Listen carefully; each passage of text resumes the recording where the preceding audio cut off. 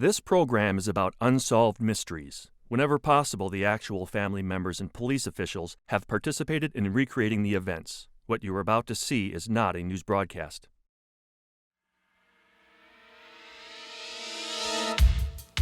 An unknown killer stalks a family in Denver, Colorado. In 1985, Roger Dean was gunned down in cold blood in his own house. 5 years later, the killer contacted Dean's widow and threatened to kill her daughter unless he was paid extortion money.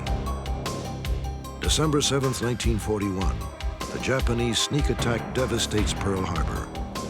Nearly 40 years later, a woman under hypnosis provided a detailed first-hand account of that infamous day, which occurred a full 10 years before she was born.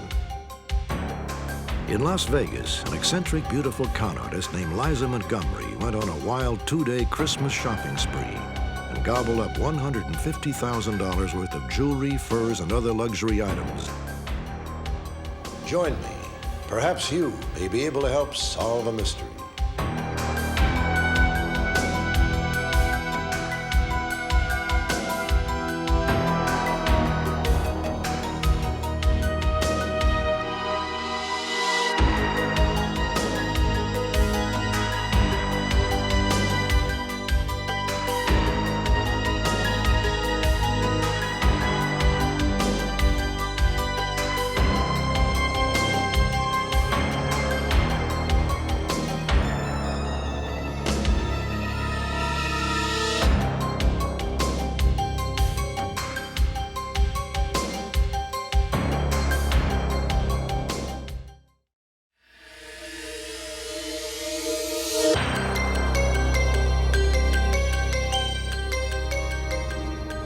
December 7th, 1941, 7:38 a.m., Pearl Harbor, Hawaii.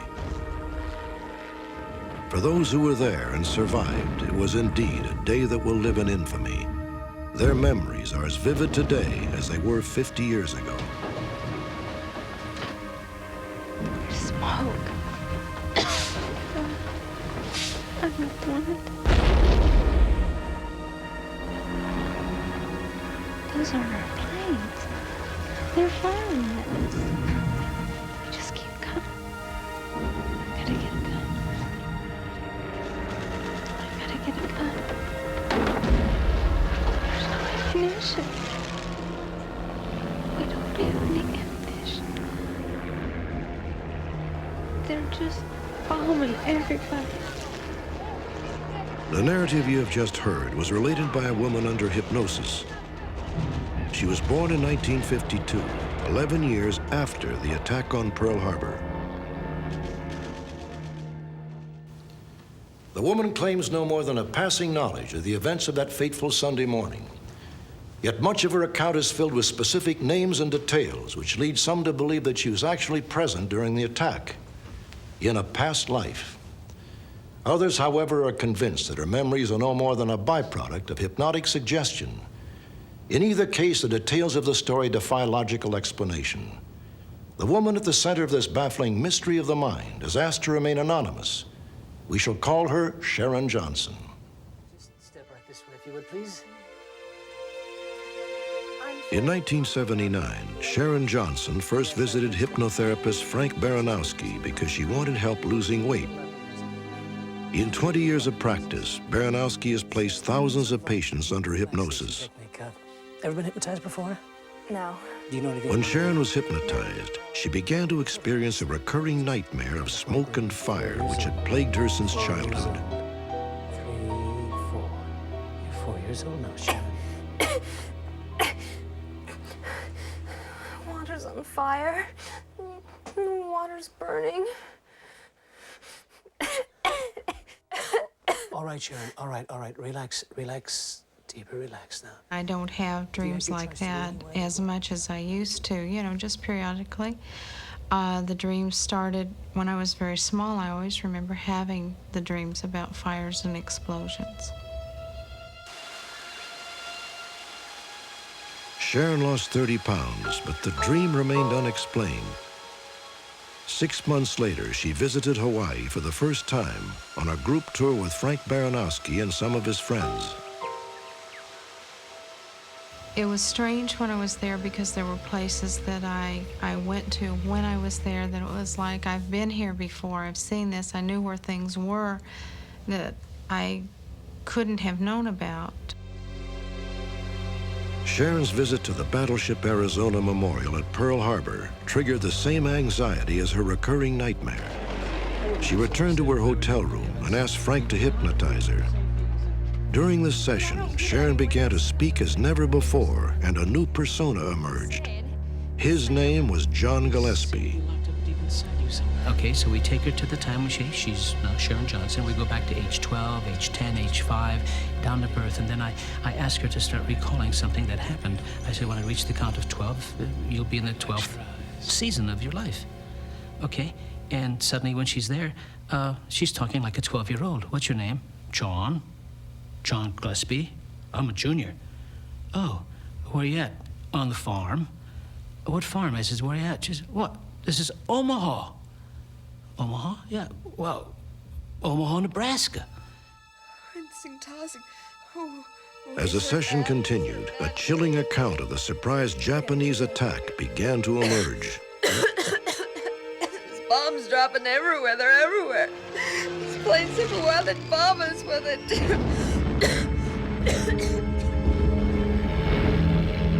In the account, several men were named who were on board the Nevada at the time of the attack.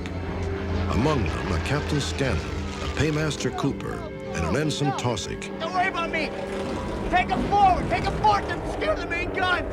They're gonna be back. In Sharon's memory, Taussig was particularly prominent.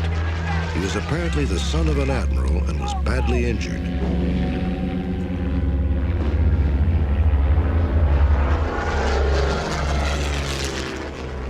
A few minutes later, the story came to an abrupt end.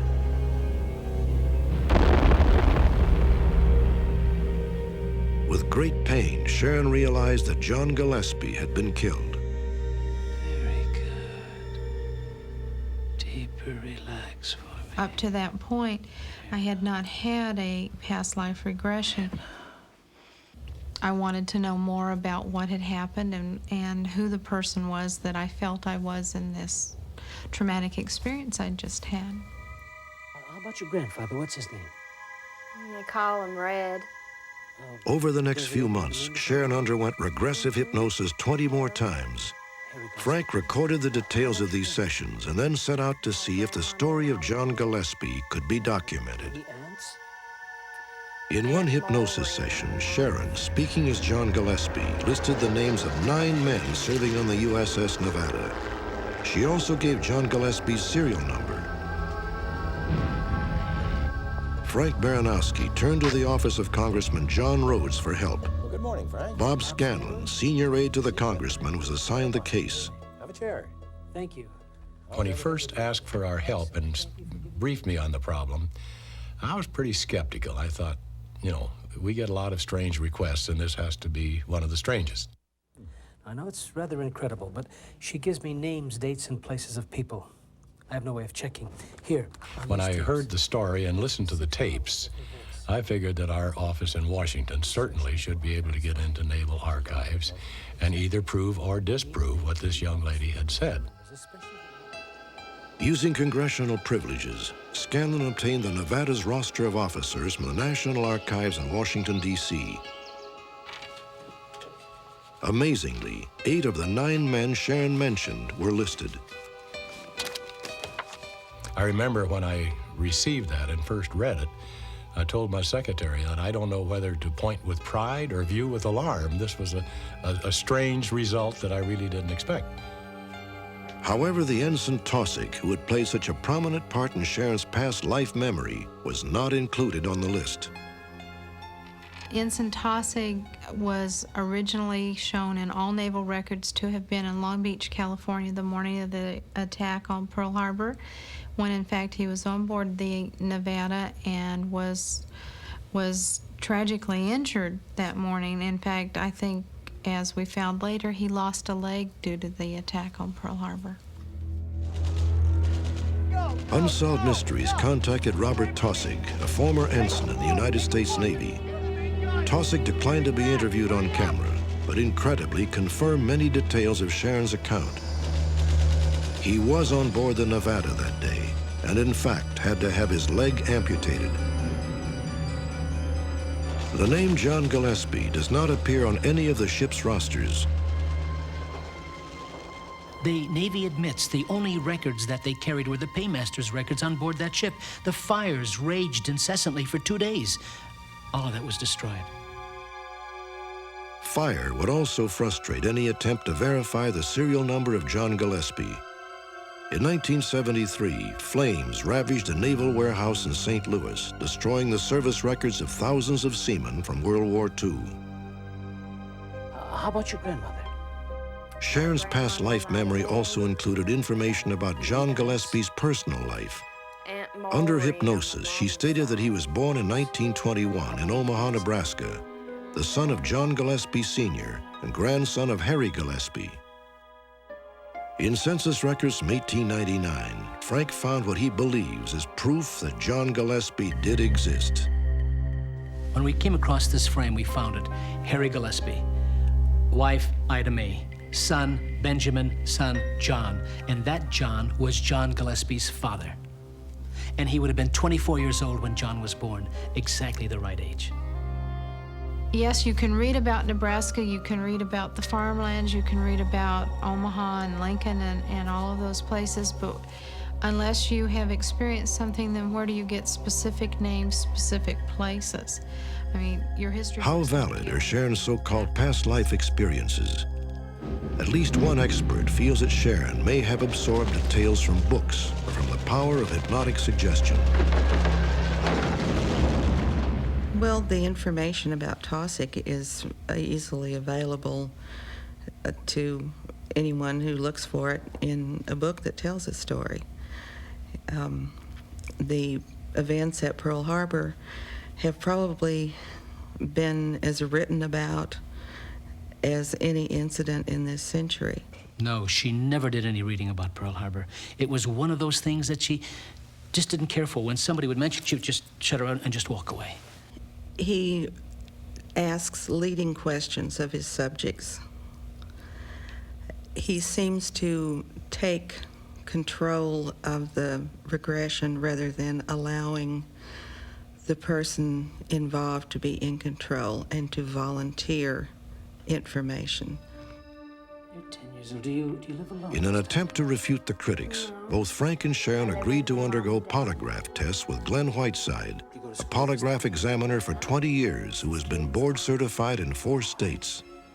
When I reach the count of 5... In my opinion, Sharon and Frank absolutely are not conducting a hoax.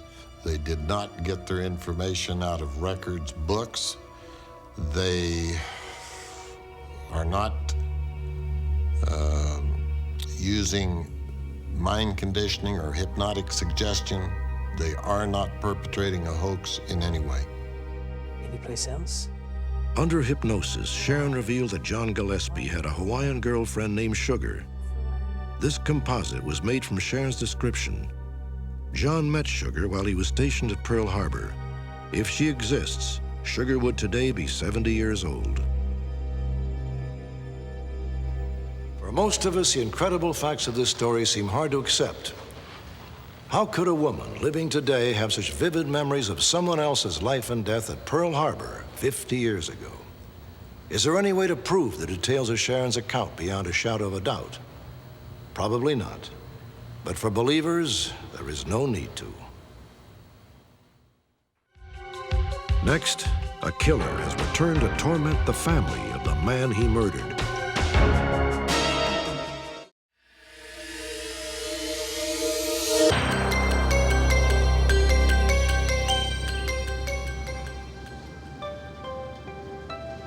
Littleton, Colorado is an affluent suburb 15 miles from Denver. Its residents are, for the most part, business and professional people. Roger Dean was typical. He and his wife, DJ, had lived in Littleton for 15 years. November 21st, 1985 seemed like an ordinary Wednesday morning, except for the car nobody recognized parked outside the Dean home. Some remembered it as a '68 Pontiac, others as a '76 Oldsmobile, but all agreed on one thing. They had never before seen the lone man who sat inside. At the time, they thought nothing of it. But at the time, Roger Dean was still alive. DJ, come out here. At approximately 7 a.m., Roger Dean called his wife, DJ, into the bedroom. DJ, come out here. What is it, Roger? All right, lady, shut up and get on the bed. Oh! Shut up Roger! and get on the bed. Shut up! Yeah. Tie her hands. The masked intruder forced Roger to tie and blindfold DJ. Then he took Roger into another room. As DJ lay bound helplessly on her bed, she could hear Roger and the gunman talking, but she could not tell what they were saying. You had enough time to think about it? How much money have you got in your savings account? I don't know. How much money have you got in your savings account? I don't know. DJ heard the gunman rifling through drawers. Then a loud noise made him bolt from the room. Shut up! I don't owe you any money. How much money do you have in your account? I have $30,000. All right, I want it, and I want it now! It's not here. All right, we're going to the bank. Let's go. All right, I'll give you the money. Suddenly, the gunman fired. The bullet ricocheted, striking Roger Dean in the arm. At the front door, he fired again, 5 times at point-blank range.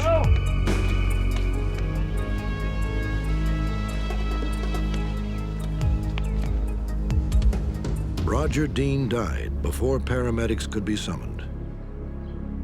After I started hearing the gunshots, I made my way down the steps, and I did get outside.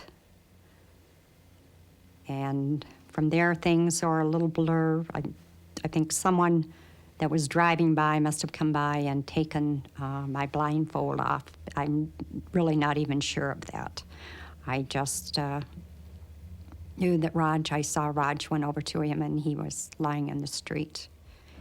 And then he was taken away, and I was taken to the neighbors.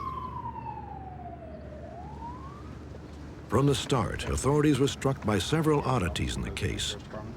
Roger had twine fiber embedded in only one wrist. It appeared that Roger had never actually been tied up by the gunman. Also, Roger was wearing contact lenses when he was shot. Look at these glasses here. Yet strangely, in an upstairs bedroom, his eyeglasses were found covered with duct tape. Police began to theorize that the twine and the glasses were both red herrings, planted to give the impression that Roger had been blindfolded and bound.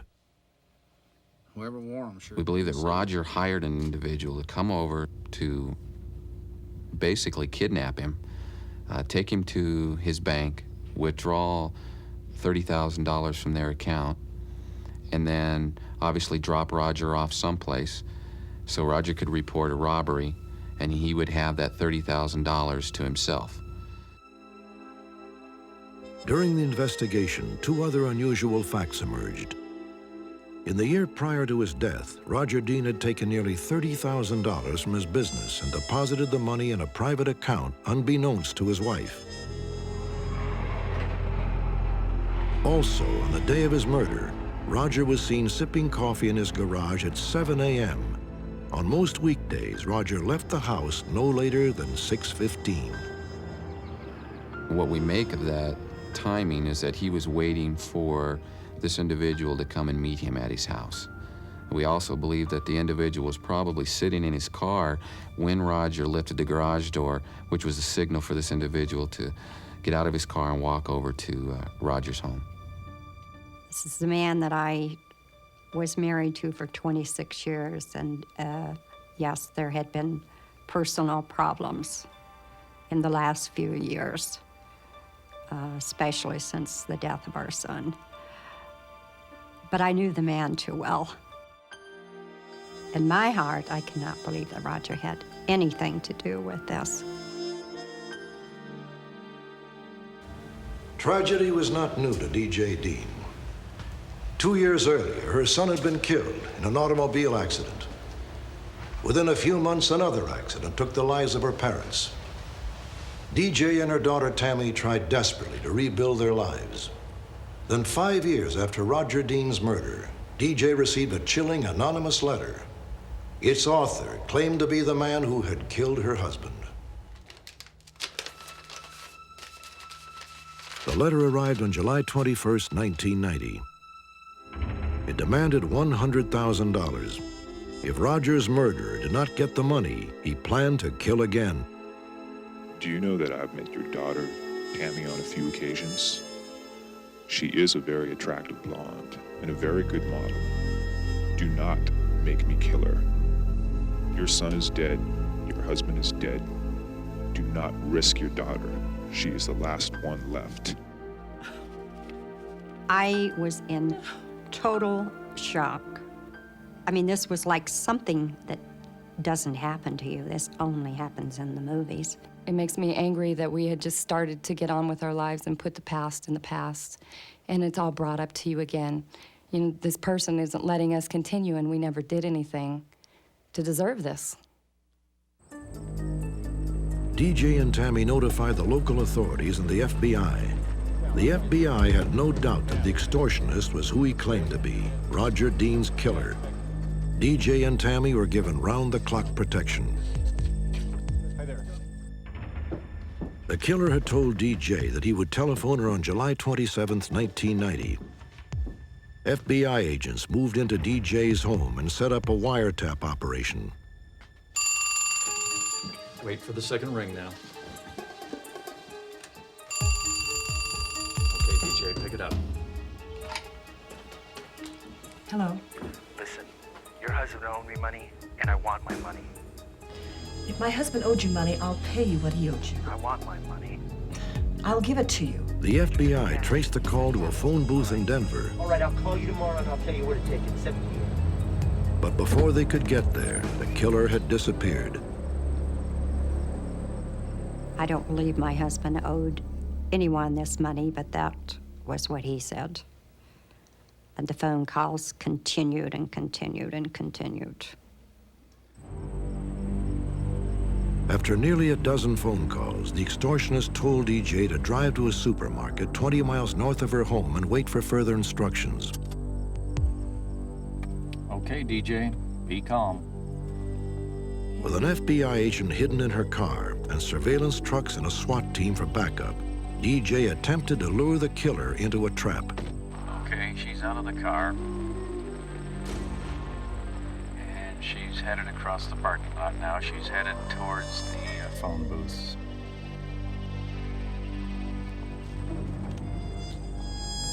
And I waited, and I waited, and I waited. Could not believe I was really having to go through this terror. And then finally, when I did get a call, Yes. I was given instructions as to which streets to take and where to make the drop.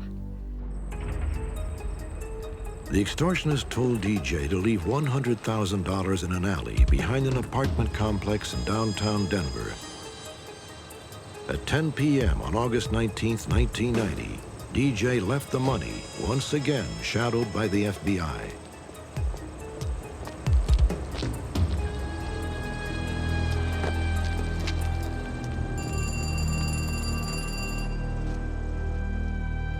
Hello? You haven't followed instructions. Yes, we have. No, you haven't. You haven't followed instructions, and now I'm gonna hurt you.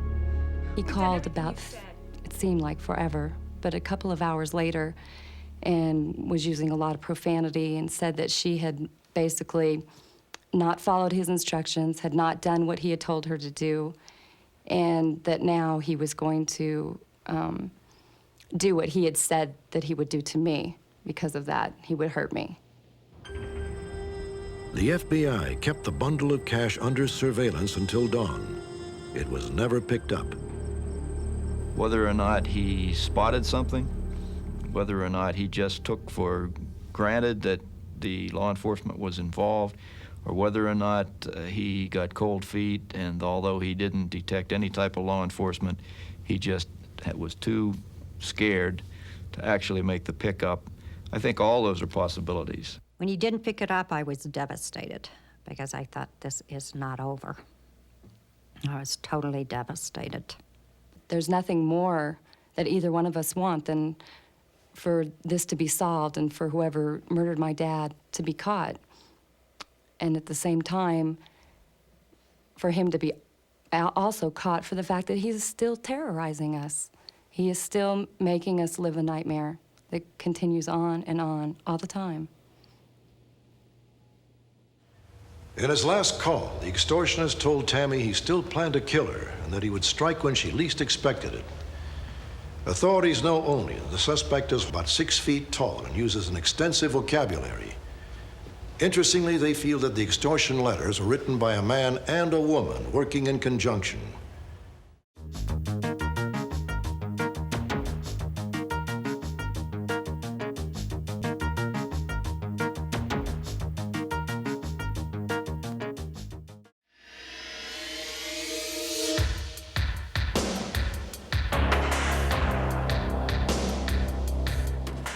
In the past 4 years, 68 wanted fugitives profiled on unsolved mysteries have been captured, thanks to vital information provided by you, our viewers. One recent case was that of a convicted conman wanted by Nevada police for murder. Joe, come on out, Joe. On October 6, 1990, Henderson, Nevada police entered the home of 50-year-old Joe Weldon Smith. Inside the house, they found the bodies of Smith's wife, Judith, and his 2 stepdaughters. All 3 victims had been strangled and bludgeoned to death. Hello? 2 hours after the bodies were discovered, Joe Smith telephoned his wife's daughter-in-law. He denied any involvement in the murders. Joe, what's going on? He called her on the phone, told her that he had killed one of the people that did the killing and knew who the other ones were. I'm gonna find the guys who did it. I know who they are, and I'm gonna kill them. In my opinion, it was a ruse by Mr. Smith to get support from Judith Smith's family members and make them believe that he was not involved in the killings. Joe Weldon Smith was charged with 3 counts of first-degree murder. His whereabouts remained a mystery until the night of our broadcast. Just minutes after we profiled Smith's case, an anonymous viewer called our telecenter to report that the fugitive was living near Los Angeles, California. Smith was hiding out at this motel, but managed to escape before he could be apprehended. Once we established that Joe Weldon Smith was in the Los Angeles area, we focused our attention to his brother, who we knew that he had close contact with. After 5 days of surveilling this brother, we established where the suspect was residing. 20 minutes later, Joe Weldon Smith was arrested at another local motel where he was registered under an assumed name. Inside Smith's room, detectives recovered several credit and identification cards. Smith told police that he was in the process of creating a new identity. At the time of his arrest, Joe Smith indicated to me that he had seen the last airing of the Unsolved Mystery program. He also told me that it was very tough being a fugitive, and he always knew that someone would be knocking at the door one day. He's kind of glad it's all over at this point.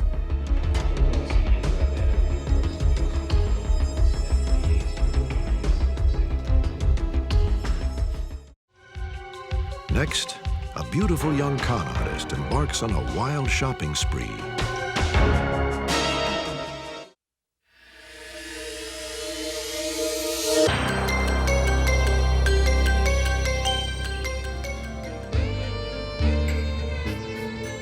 Las Vegas, Nevada, the city of light in the desert. A seductive town of high rollers and big spenders where money flows quickly and easily. On the weekend shortly before Christmas 1990, an eccentric young woman named Liza Montgomery began a bizarre and most unusual shopping spree. Remarkable, even in freewheeling Las Vegas. On Friday afternoon, December 21st, Liza, dressed to the nines, visited local businessman Mark Hughesby. She was responding to his newspaper ad offering to sell a full-length mink coat and a 2-carat diamond ring. Hi, Liza. How are you? Come on in. Oh, thank you. Liza's personality was like that of a excited schoolgirl. Here is your cashier's check.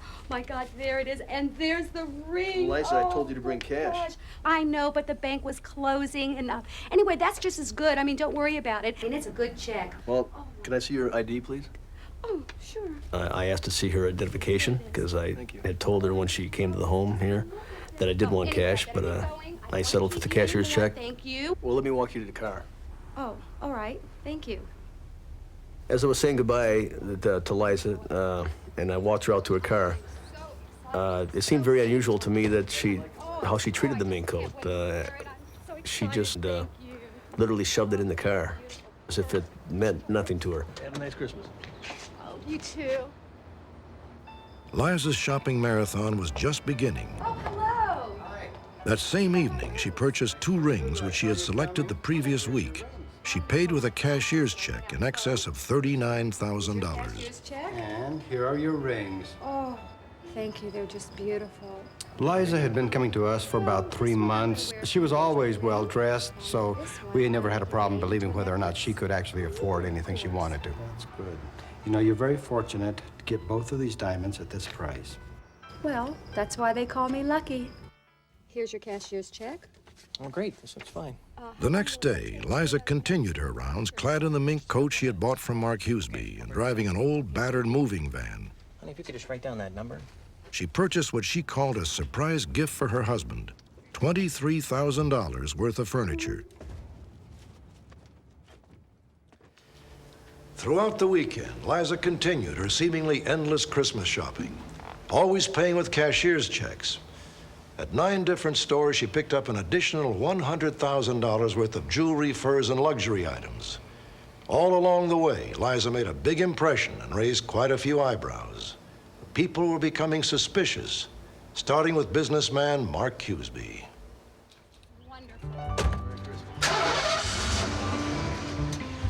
Shortly after selling Liza the mink coat and ring, Huseby began to question whether Liza's check was good. He drove to an exclusive gated community looking for the address printed on Liza's identification card. Hi. Do you have a Liza Montgomery living here at 2901 Rancho Bel Air Drive? No, sir. Are you sure? I'm positive that address doesn't even exist. Huseby immediately returned home and called the police. I explained to him that unless or until the bank received that check and officially notified him that it was counterfeit or somehow forged, there was really nothing we could do at that point. Even if we were able to find her, we'd have no authority to detain her simply because the address on a cashier's check was somehow an error, and that we couldn't detain her just based on that. Be careful with that. Meanwhile, back at the furniture store, Liza was having difficulty squeezing everything she had bought into the It's van. all gonna fit. If you want, you can borrow one of our trucks and we can follow you over there. No, thank you. Are you sure? I mean, after you surprise your husband, I'd be glad to help you set up some of the furniture. I don't care what you have to do. Just get it in there. Just get it in. Okay. The store owner was troubled by her belligerent attitude. Once the van was loaded, he decided to follow in his own car just to see where Liza would go.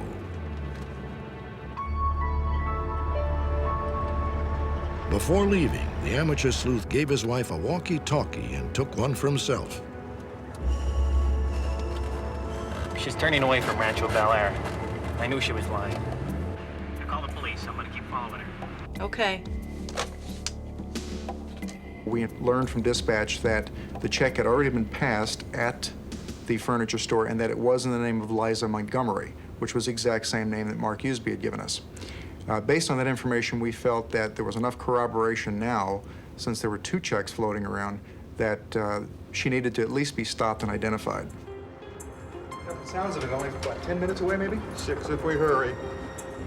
The furniture store owner followed Liza's van to a residential neighborhood 5 miles away. He described each event as it unfolded. She just pulled over onto a residential street and met up with a man standing next to a red convertible. Now he's getting into the truck, she's getting into the car. You're leaving together and heading north on Jones. Okay. My husband says that the woman made contact with the man. The store owner's wife attempted to keep authorities abreast of her husband's Advise whereabouts. the store owner to try and keep up with the vehicle if he can, and we'll be there momentarily, within 2 or 3 minutes. van and the red convertible headed south. The store owner remained on their heels. When the vehicles reached an intersection on the outskirts of town, the van made an illegal right turn and sped away. She stopped her car. Well, I better get out of here. What are you doing? The store owner was fearful that this angry woman in a white mink coat might be carrying a weapon. He sped off with a convertible in hot pursuit. After nearly a 3-mile chase, the store owner pulled to the side of the road. Liza whizzed by and disappeared. The police were just minutes away, but it was too late. They combed a 5-mile area, searching for Liza and her accomplice. They ran checks on various garages and warehouses, hoping to recover the stolen goods. But the perpetrators and the property were gone. In summary, she hit at least 12 places that we're aware of, and the amount of loss to all of those in total was over $150,000. The last of the places she hit was a gaming supply store, at which time she bought 3 slot machines, almost as if she wanted to take a souvenir of Las Vegas with her out of town. Eventually, the van and the convertible were recovered. Liza had rented both vehicles at local agencies. In each case, she persuaded the rental clerk to accept a $500 cash deposit in lieu of a credit card. The cash was never reclaimed. Usually we only find this type of skill amongst people who are going to get involved in a scam that's worth thousands upon thousands of dollars. For the most part, some of these nickel and dime con games fall through when the victim looks straight through the suspect and is able to see that it is a con game. But when we talk about big money like this, if they're going to get away with it, they're going to have to be very good, and Liza was one of the best. Liza Montgomery did leave behind one significant piece of evidence. When she rented the van, the clerk made this copy of her state ID card.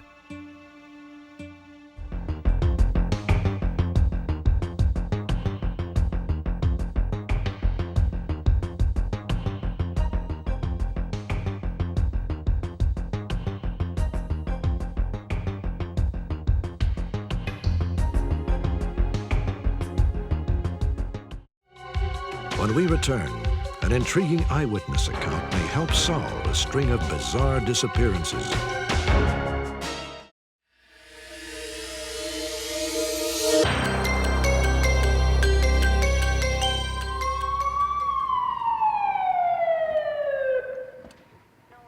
February 4th, 1990, 4:30 a.m.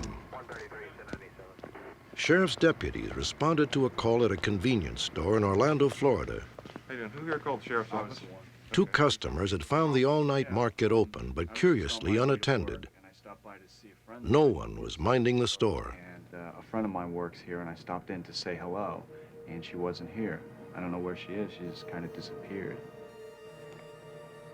Deputies immediately searched for any signs of the missing clerk. Behind the counter, they found a work smock neatly folded. The cash register was locked, and there was no evidence of a robbery. The store appeared to be just abandoned. There was absolutely no signs of any struggle. Nothing appeared to be missing from the store, with the exception of the store clerk. The missing clerk was 26-year-old Deborah Deanne Poe, who worked days at a local newspaper and nights at the store. Deborah had moved to Orlando just 4 months earlier with her friend and roommate, Lori Tillman. Debbie and I were more like sisters than I am with my own sister. We had a very unusual friendship. We could fight like sisters do. We could ignore each other like sisters do, but we were there for each other. If we ever needed anything, we could count on one another. Good evening, sir. That's $1.89. The most dangerous time for convenience store employees is the graveyard shift. Hey, Joe, how you This doing was tonight? Deborah's shift. 5 nights a week from 11 p.m. to 7 a.m., she was behind the counter, alone. How you all doing? Treating the ladies nice on a Saturday night? There you go. And she needed to work and get the money. She had a brand new car to pay for. She wanted to buy a house, and she wanted to start a business. So if it meant working 2 full-time jobs that she really didn't like, that's what she'd do. Just after 11 o'clock on the night she disappeared, a friend of Deborah's dropped by to discuss some house plans with her. This house here? It's cool. That's what I want. I don't know if I can afford it. Police verified that Deborah waited on customers from the time her friend left until 3:05 a.m. I gotta take care of her. I'm sorry. Okay. When her friend returned at 3:50 a.m., Deborah was nowhere to be found. Her vehicle was parked where she parked it that night when she came to work. It had not been disturbed. It was locked, and her purse was sitting on the back seat. Investigators concluded that Deborah Poe had probably been abducted. Looks to be about $25 cash in here. They soon discovered that Deborah was not the first store clerk in Florida to disappear on the graveyard shift. 6 months earlier, on August 6, 1989, 29-year-old Donna Callahan disappeared from a convenience store in Gulf Breeze, Florida. As in Deborah's case, there were no signs of struggle at the scene. Donna was 3 months pregnant and left behind a 2-year-old daughter. 5 weeks later, on September 18th, 36-year-old Darlene Messer was abducted from a Lake City convenience store. 2 days later, Darlene's body was found in a nearby creek. She had been bludgeoned to death. 3 victims, all single females in their 20s or 30s. All had vanished while working the graveyard shift alone. Investigators believed that the cases were linked but had no suspect. Then 3 days after Deborah Poe's disappearance, authorities were contacted by a young woman who read about the case in a local paper. She came forward after realizing that she may have stood face to face with Deborah Poe's abductor. I stopped by a convenience store about 3:30 to pick up a pack of cigarettes, and there was only one person in the store, and it appeared to be the clerk. Looking back on it, he didn't know where the cigarettes were, which isn't that uncommon if it's a new clerk. And I had to point out which ones I wanted. No, the regular ones up top, over there. He had long, stringy hair.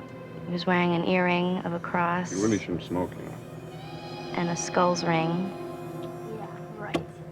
And he had a rock t-shirt and the name Megadeth across the top. We cannot locate anyone else that has been able to tell us whether or not this individual was in the store when they were in the store. He might have been a customer that walked in and was walking around looking for the clerk. He might have been an individual who was taking an opportunity to shoplift or steal some things. Or he might be responsible, or in part responsible, for the abduction of Deborah Poe. There's a good possibility that we're dealing with an individual who is a serial type of person who abducts these people. Deborah Poe is officially listed as missing. She is 26 years old, 5 feet 2 inches tall, and weighs approximately 105 pounds. If we don't find her alive, then we can at least put her to rest, give her a decent service, go after her killer.